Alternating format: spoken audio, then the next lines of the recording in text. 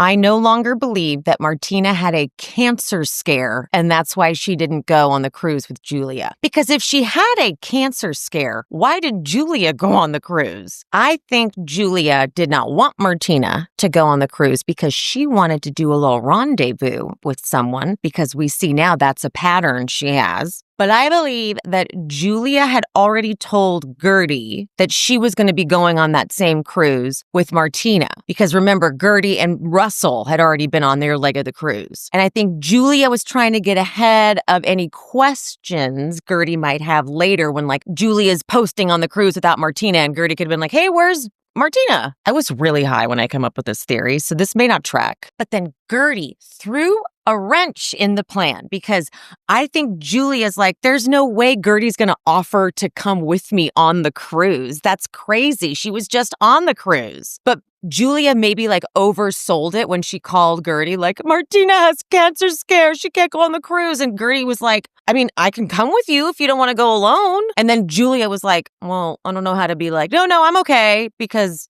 she leaned in too much to the performance, I think. So Gertie thinks she's going on the cruise to support Julia, but little does she know that the whole time Julia's trying to get rid of her because she has a little rendezvous she wants to hook up with. And that's why that dinner that Gertie couldn't attend with Captain Sandy. Now, in case you didn't see, Captain Sandy's wife was commenting on social media saying that she didn't even see Julia at the event, at the fancy dinner. So Julia was saying like, oh, it's here for Captain Sandy. I'm sitting at Captain Sandy's table, but she wasn't even with Captain Sandy. So who was she with? That she didn't want Gertie to know about. The cruise is where Julia completely changes with Gertie, unbeknownst to Gertie. But Julia had to villainize Gertie, be like, oh, she was just there for publicity.